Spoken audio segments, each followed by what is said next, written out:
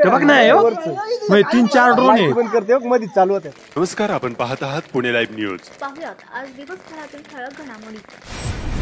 खेडचे प्रांताधिकारी जोगेंद्र कट्यारे यांचे निलंबन ताजे असतानाच गुरुवारी 11 जुलै 2024 रोजी खेडचे तहसीलदार प्रशांत बेडसे यांचे राज्य शासनाने निलंबन केले आहे। खेडचे प्रांत अधिकारी जोगेंद्र कट्यारे यांचे 28 जून रोजी निलंबन करण्यात आले होते। त्यानंतर 13 दिवसात खेडचे तहसीलदार प्रशांत बेडसे यांचेही निलंबन झाले आहे। खेड तालुक्याचे तहसीलदार प्रशांत बेडसे यांना निलंबित करण्यात आल्याने महसूल प्रशासनात मोठी खळबळ उडाली आहे।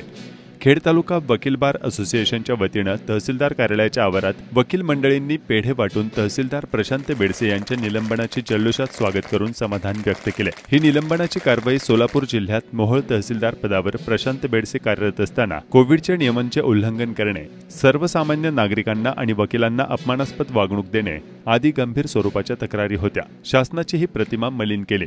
याची विभागीय चौकशी करण्यासाठी अधिकाऱ्यांची नियुक्ती करण्यात आली असून तहसीलदार प्रशांत बेडसे यांचे निलंबन करण्याचे आदेश अवर सचिव संजीव राणे यांनी 11 जुलै 2024 रोजी पारित केले आहेत।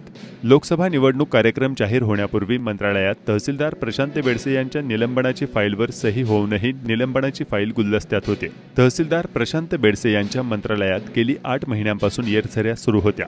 अखेर टांगती तलवार तहसीलदार प्रशांत बेडसे यांच्यावर कोसळली आहे। खेड बार असोसिएशनच्या वकिलांनी यापूर्वी तहसीलदार प्रशांत बेडसे आणि प्रांत जोगेंद्र कट्यारे यांच्या मनमानी कारभाराच्या विरोधात थेट आरोप केले होते। खेडचे प्रांत जोगेंद्र कट्यारे ऐन लोकसभेच्या मतदानानंतर निकालापूर्वी जिल्हाधिकारी डॉक्टर सुहास दिवसे हे आमदार दिलीप मोहिते यांच्या सांगण्यावरून त्रास देत असल्याचं पत्र निवडणूक आयोगाला पाठवून खळबळ उडून दिली होती। अखेर गेल्या महिन्यात 28 जूनला प्रांत जोगेंद्र कट्यारे यांच्यावर निलंबनाची कारवाई करण्यात आल्यानंतर तहसीलदार प्रशांत बेडसे यांच्यावरही निलंबनाची कारवाई विधानसभा निवडणुकीच्या तोंडावर करण्यात आल्याने महसूल प्रशासनातील कर्मचारी वर्गाचे चांगलेच धाबे दणाणले आहेत। कोरोना काळानंतर खेड तालुक्यातील 3 तहसीलदारांचे निलंबन झाले। कोरोना काळातील तहसीलदार सुचित्रा आमले, डॉक्टर वैशाली पागमारे यांच्यावरही निलंबनाची कारवाई करण्यात आली। 2 वर्षांपूर्वी सत्तेत भाजपा आणि शिंदे शिवसेना सत्तेत आल्यानंतर आमदार मोहिते यांना डावलून तहसीलदार बेडसे आणि प्रांत कट्यारे यांची नियुक्ती झाली होती। त्यामुळे अधिकारी आणि पदाधिकारी यांच्यात जोरदार खटके उडत होते। अखेर संबंधित अधिकाऱ्यांचे निलंबन झाले आहे। औद्योगिकीकरणाने खेड तालुक्याच्या महत्त्वाच्या पदावर येण्यासाठी मोठ्या प्रमाणावर चक्क लाखो रुपयांची टेंडर भरून अधिकारी येतात। त्यानंतर या भागातून वसुलीचा सपाटा लावला जातो। मात्र मागील काही दिवसात या भागात येणाऱ्या तहसीलदार आणि प्रांत यांना निलंबनाच्या कारवाईला सामोरे जावे लागले आहे। मोठ्या प्रमाणावर शासनाचा महसूल बुडवून आपल्या तिजोऱ्या भरणाऱ्या अधिकाऱ्यांची अवस्था कारवाईनंतर तेलही गेले आणि तूपही गेले अशी झाली आहे। महसूल विभागाच्या सोबतच पोलीस दलातील अनेकांना खेड तालुक्यातील मलाईदार ठाणी घेण्यात रस असतो। या भागात आल्यानंतर मोठ्या प्रमाणावर माया गोळा करून अधिकारी निघून जातात। येथील कायदा सुव्यवस्था याचे फारसे कुणाला देणे घेणे नसते। त्यामुळे अधिकारी भरताना होणारी तथाकथित टेंडर प्रक्रिया थांबणार का असा प्रश्न निर्माण होत आहे। बुधवारी रात्री 1:15च्या सुमारास अज्ञात इसमांनी हरिद्वार सोसायटी, तिन्हीवाडी रोड, वाळुंजस्थळ, राजगुरुनगर येथे पार्किंगमधील 6 दुचाक्या पेटवून नुकसान केले। घटनास्थळी पेट्रोलसाठी वापरलेली प्लास्टिकची बाटली, माचीसची पेटी आदी वस्तू आढळून आल्या। तेथील एका दुचाकीचे पेट्रोल काढून अन्य गाड्या जाणीवपूर्वक पेटवून देण्यात आल्याचं स्थानिकांनी सांगितलं। सोसायटीतील रहिवाशांनी माहिती मिळाल्यानंतर पाण्याने आग विझवली। अज्ञात आरोपी विरोधात खेड पोलीस ठाण्यात गुन्हा दाखल करण्यात आला आहे। विशेष म्हणजे यातील एक गाडी ही पोलीस कर्मचाऱ्यांची आहे व 2 गाड्या एका पोलीस कर्मचाऱ्याच्या परिवारातील आहेत। तरी देखील आरोपींनी हे धाडस केल्याने भीतीचे वातावरण आहे।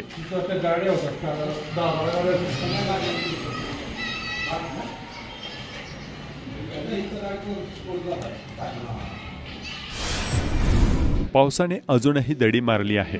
एखाद्या दिवशी येणारा पाऊस पुढील कित्येक दिवस गायब होत आहे। यावर्षी जून महिन्यापासून दमदार पाऊस झाला नसल्यामुळे भामा आसखेड धरणात फक्त 17.78% पाणीसाठा शिल्लक आहे। धरणातील पाण्याच्या पातळीने तळ गाठल्याने परिसरातील शेतकरी चिंताग्रस्त झाले आहेत।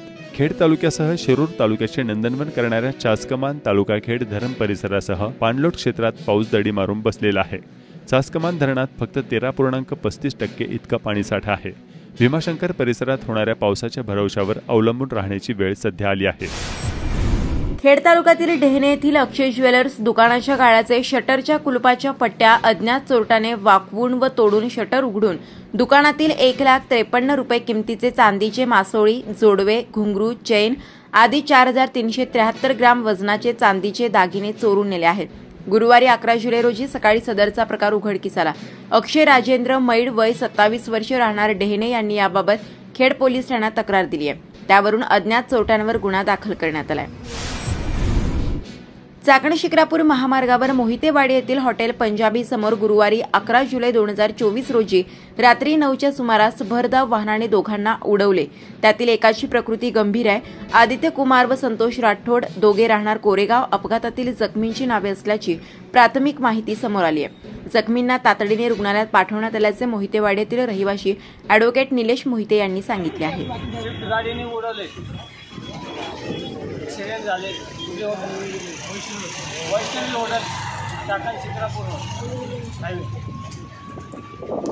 किती जण होते गाडी?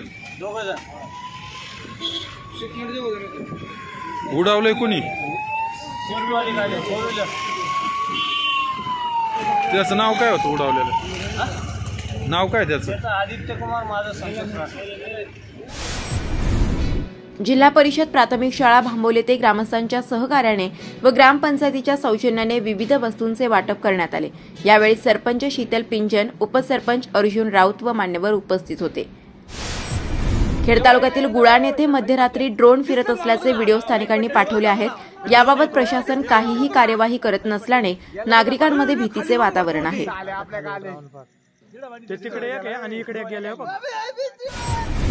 खेड तालुक्यात 100 रुपयाचे स्टॅम्प पेपरचा तुटवडा मोठ्या प्रमाणावर जाणवत असून नागरिकांना जादा किमतीचे मुद्रांक पेपर खरेदी करून दुधावरची तहान ताकावर भागवण्यासाठी धावपळ करावी लागत आहे। 100 रुपयाचे स्टॅम्प पेपर उपलब्ध होत नसल्याने नागरिकांनी नाराजी व्यक्त केली आहे। पुणे जिल्हा शिवसेना प्रमुख व जिल्हा नियोजन समिती सदस्य भगवान पोखरकर यांच्या प्रयत्नातून खेड तालुक्यामध्ये साकुर्डी, वाळद, मोहकल, वाशेरे, आव्हाट, परसूर, काळूस, धुवोली इत्यादी 10 गावांमध्ये भजन साहित्यांचे वाटप करण्यात आले।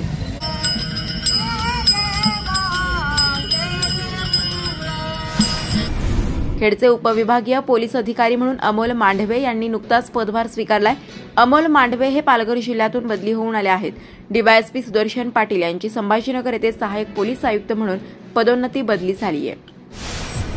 खेड तालुक्यात गुरुवारी दिवसभर विजेचा खेळखंडोबा सुरू होता। अनेक गावांमध्ये दिवसभर वीज पुरवठा खंडित होता। सोळू गावात तब्बल 16 तास वीज पुरवठा खंडित होता।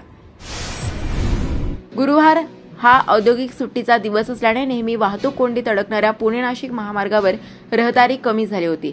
चाकणमधील तळेगाव चौक वगळता महामार्गावर कुठेही कोंडी झाली असल्याचे प्रवाशांनी सांगितले।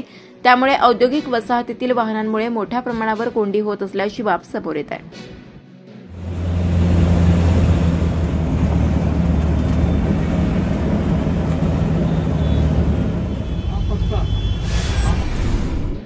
चांडोलीतील वीज वितरणाच्या कार्यालयात शिरलेल्या बिबट्याला खोलीत बंद करून ठेवणाऱ्या महावितरणाच्या धाडसी अधिकारी शांता शेळके यांचा महावितरणाच्या वरिष्ठ अधिकाऱ्यांनी सत्कार केला। चाकणमधील ज्येष्ठ सामाजिक कार्यकर्त्या व बोटा गावाच्या माजी सरपंच श्रीमती मंगल चंद्रकांत टंगसाळे वय 63 वर्ष यांचे गुरुवारी 11 जुलै 2024 रोजी निधन झाले। त्यांच्यावर चाकण चक्रेश्वर मंदिर परिसरातील स्मशानभूमीत सायंकाळी अंत्यसंस्कार करण्यात आले। चाकणमधील पत्रकार प्रफुल्ल टंगसाळे यांच्या त्या आई होत्या। चाकणजवळील नाणेकरवाडी येथे लाडकी बहीण योजनेच्या माहितीसाठी आयोजित शिबिरास महिलांचा मोठा प्रतिसाद मिळाला। पुणे जिल्ह्यातील 49 शाळा अनधिकृत असल्याचं जिल्हा परिषद प्रशासनानं जाहीर केले। संबंधित सर्व शाळांना नोटिसा बजावण्यात आलेल्या आहेत। या शाळांमधील विद्यार्थ्यांना अन्य शाळांमध्ये प्रशासनाकडूनच टाकलं जाणार आहे। अनधिकृत शाळांमध्ये खेड तालुक्यातील मोई येथील एका शाळेचा समावेश आहे। खेडमधील भैरवनाथ इंग्लिश मीडियम स्कूल मोई ही प्रशाला अनधिकृत असल्याचं प्रशासनानं जाहीर केलेलं आहे। नमस्कार, आपण पाहत आहात पुणे लाईव्ह न्यूज।